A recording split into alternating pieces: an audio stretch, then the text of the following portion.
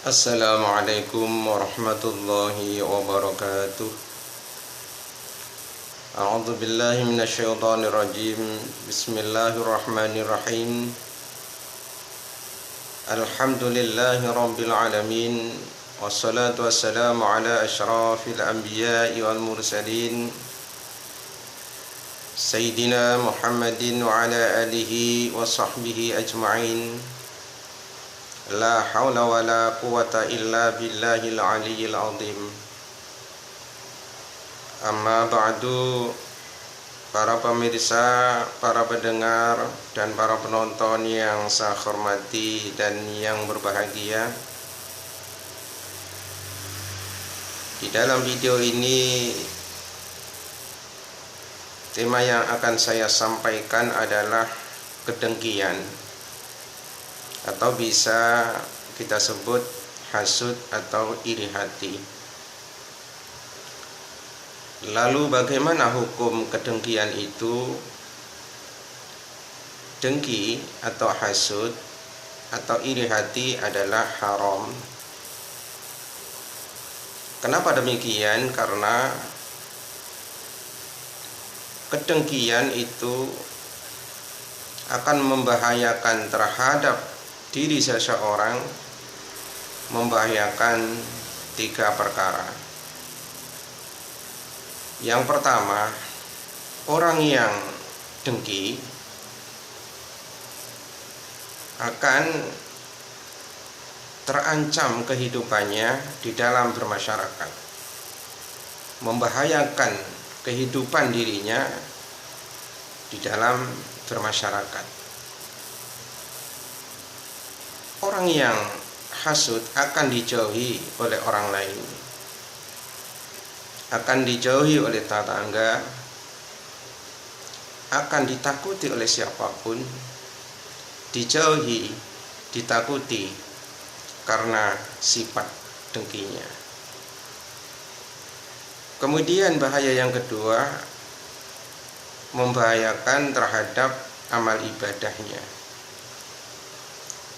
Artinya, semua amal ibadah yang dilakukan oleh orang yang hasud, oleh orang yang punya sifat dengki, maka pahalanya akan hangus.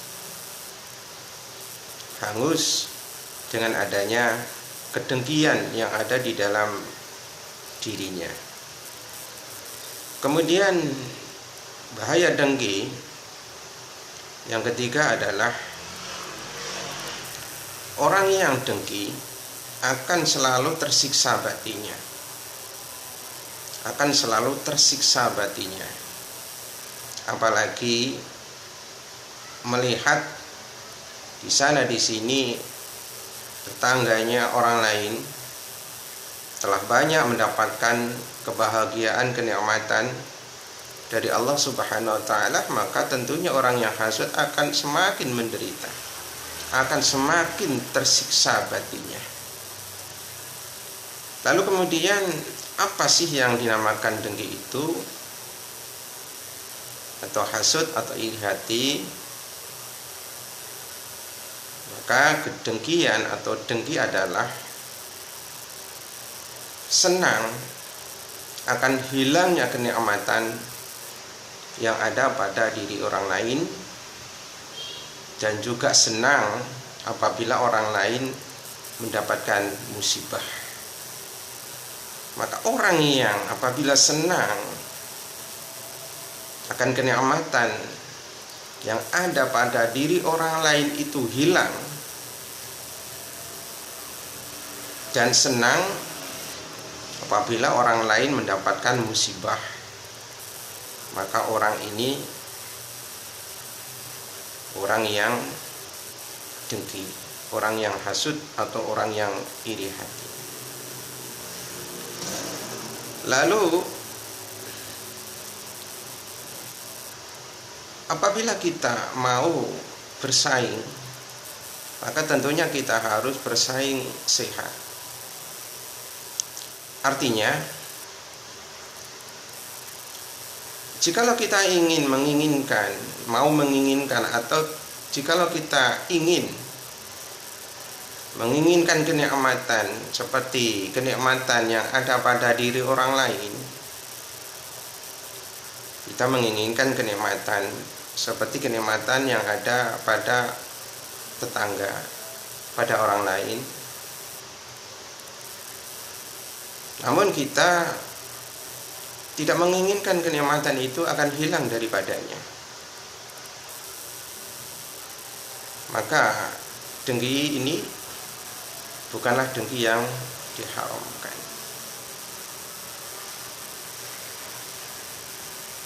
Dan juga termasuk dengki yang tidak diharamkan apabila kita senang akan kenikmatan yang ada pada diri orang lain itu hilang, jikalau kenikmatan itu dipergunakannya untuk kemaksiatan dan kezaliman.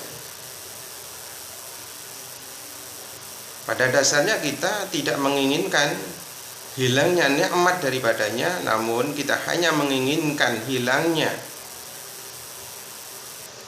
perbuatan zalim dan kemaksiatan. Maka inilah yang dimaksud dengan persaingan sehat. Dan dengki atau iri hati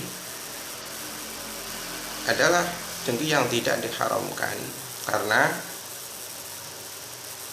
kita hanya menginginkan perbuatan maksiat dan kezaliman dengan adanya kenikmatan yang telah diberikan Allah Subhanahu wa taala dipergunakan untuk kemaksiatan dan kezaliman. Kita hanya menginginkan kezaliman dan kemaksiatan itu ditinggalkan,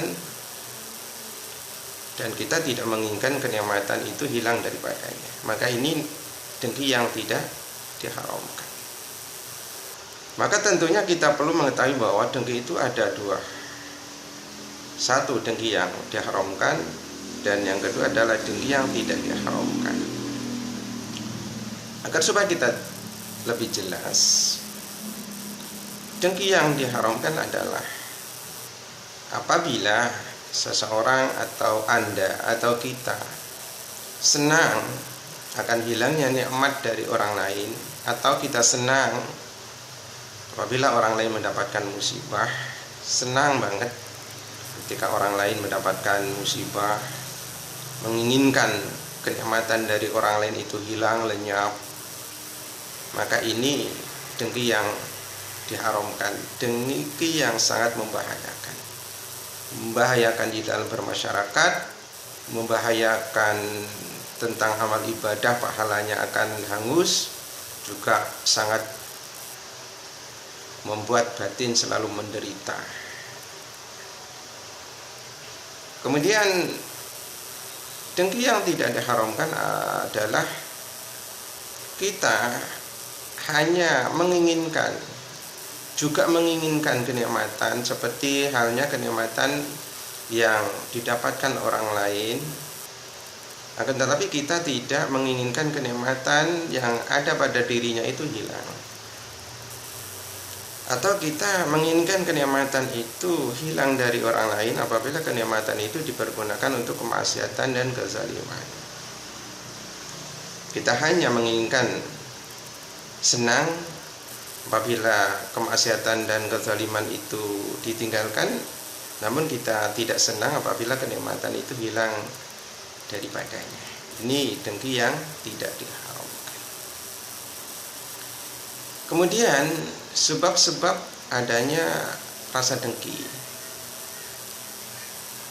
sebab-sebab timbulnya rasa dengki, perlu juga kita mengetahui bahwa ada kalanya sifat dengki itu ada kalanya disebabkan oleh sifat kesombongan.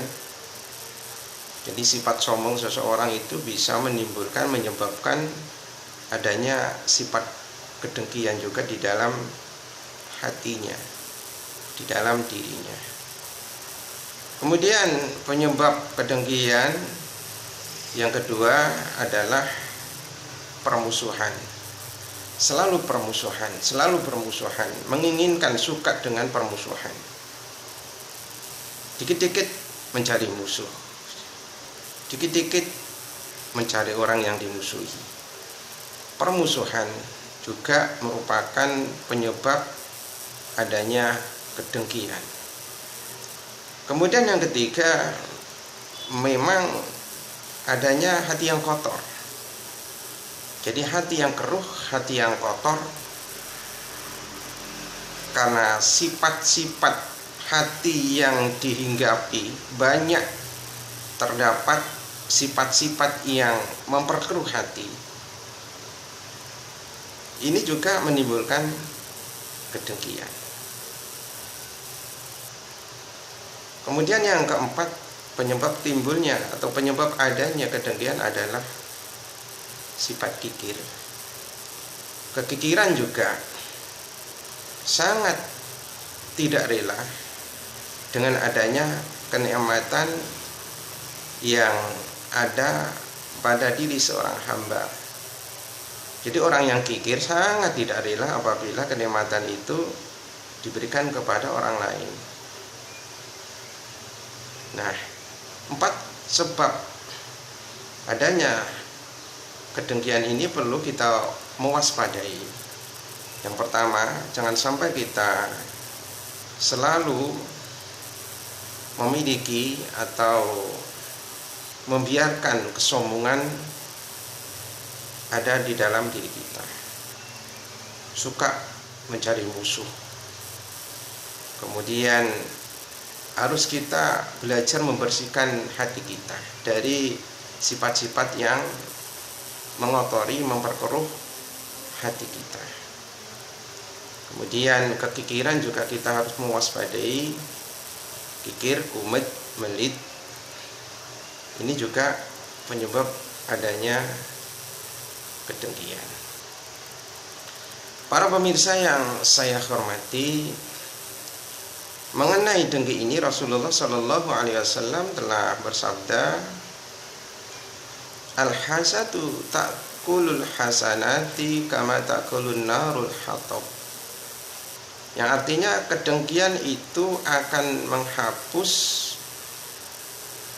kebaikan-kebaikan seperti halnya api melahap kayu bakar.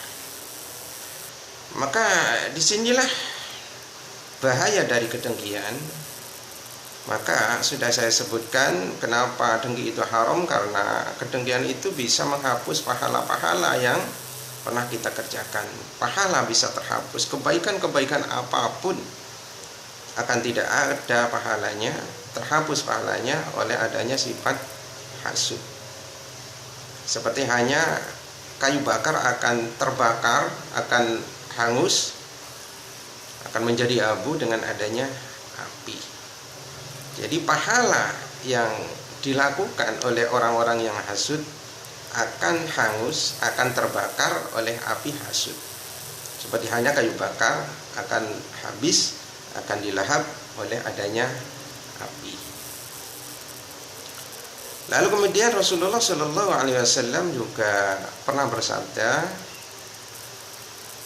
ada 3 perkara yang tidak seorang pun terlepas darinya. Yang pertama adalah percaya dengan adanya tanda buruk. Percaya dengan adanya tanda buruk. Nah, orang yang apabila adanya tanda-tanda buruk, maka tentunya siapapun saja mempercayainya. Seperti banyak di kalangan masyarakat kita, seandainya ada burung yang berbunyi seperti itu, kemudian adanya burung gagak yang berbunyi seperti itu, maka ini tentunya diyakini adalah sebagai tanda buruk. Nah, itu tidak terlepas, seorang pun tidak bisa terlepas dari masalah ini, dari ketiga perkara ini, yaitu yang pertama adalah adanya tanda-tanda buruk. Kemudian yang kedua adalah tidak terlepas dari prasangka. Berprasangka. Siapapun orangnya pasti memiliki prasangka, baik prasangka buruk maupun prasangka baik. Kemudian yang ketiga, tidak terlepas dari sifat dengki atau iri hati. Lalu bagaimana cara kita menghindari dari ketiga perkara ini? Cara kita menghindari adalah yang pertama, apabila kita berprasangka, maka jangan sampai kita mencari kebenarannya. Kita punya prasangka kepada seseorang, kepada orang lain, kepada teman atau kepada siapapun, janganlah kita mencari kebenaran dari prasangka kita itu. Kebenaran prasangka tidak baik atau mencari kebenaran apakah prasangka itu baik. Kita tidak perlu mencari kebenarannya. Kemudian apabila kita percaya dengan adanya tanda buruk, maka teruskan langkah kita. Jangan pedulikan tanda-tanda buruk yang kita lihat atau yang kita ketahui. Teruskan langkah kita. Jangan memperdulikan tanda-tanda buruk yang kebetulan kita lihat, kita ketahui. Kemudian apabila kita punya sifat dengki atau iri hati, maka janganlah sampai diperturutkan. Jangan sampai kita mengikuti, memperturutkan sifat-sifat kedengkian atau iri hati atau hasud yang ada di dalam diri kita masing-masing. Jangan diperturutkan sifat kedengkian yang ada pada diri kita masing-masing. Lalu kemudian Rasulullah Shallallahu Alaihi Wasallam juga bersabda, penyakit umat-umat terdahulu menjakiti kamu sekalian. Jadi Rasulullah Shallallahu Alaihi Wasallam berbicara di hadapan para sahabat-sahabat Rasulullah. Jadi penyakit-penyakit umat-umat zaman terdahulu menjakiti kalian semua.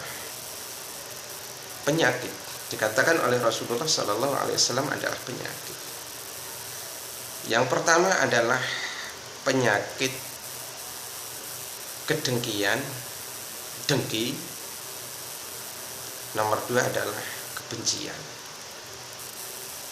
Kedengkian dan kebencian, sifat dengki, hasud atau iri hati, dan kebencian, selalu benci kepada siapapun, tidak pernah berkasih sayang, tidak pernah mengasihi, selalu benci kepada setiap orang. Maka ini adalah penyakit-penyakit umat-umat zaman terdahulu, kata Rasulullah SAW, dan ini sampai sekarang telah menjangkiti umat-umat di zaman akhir ini. Kedengkian dan kebencian adalah penyakit-penyakit mulai umat-umat sebelum Rasulullah sampai zaman sekarang ini. Maka tentunya kalau kita mengingat bahwa kedengkian maupun kebencian itu penyakit, maka tentunya ini harus kita mewaspadai, kita harus berusaha untuk jangan sampai ada di dalam hati kita, karena kebencian maupun kedengkian adalah merupakan penyakit hati. Karena pada dasarnya kebencian adalah berpotensi untuk melakukan perbuatan yang keji, perbuatan kasar dalam ucapan, kasar dalam perbuatan, keji, perbuatan jahat. Ini adalah kebencian. Jadi kebencian bisa berpotensi, bisa banyak menyebabkan perbuatan-perbuatan kasar, keras, kejam, keji. Ini juga harus kita betul-betul jangan sampai kedengkian maupun kebencian ini tertanam di dalam diri kita, tertanam di dalam hati kita. Kemudian Nabi Zakaria alaihissalam juga pernah bersabda bahwasanya Allah Subhanahu wa taala telah berfirman mengenai hasud, mengenai orang-orang yang hasud, orang-orang yang dengki. Orang yang dengki adalah musuh bagi kenikmatan. Kata Allah Subhanahu wa taala berfirman bahwasanya orang yang dengki, orang yang hasud, orang yang iri hati adalah musuh bagi kenikmatanku. Musuh bagi kenikmatan Allah Subhanahu wa taala. Artinya orang yang hasud akan tidak didekati oleh kenikmatan dari Allah Subhanahu wa taala. Kalaupun Allah Subhanahu wa taala memberikan nikmat terhadap orang-orang yang hasud, namun merupakan kenikmatan yang tidak berkah. Kemudian orang yang hasud kecewa akan keputusanku. Orang yang hasud itu kecewa, tidak rela atas keputusan Allah Subhanahu wa taala.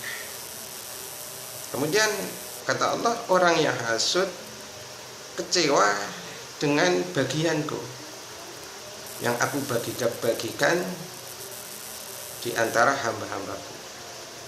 Jadi orang yang hasud, orang yang dengki, orang yang iri hati,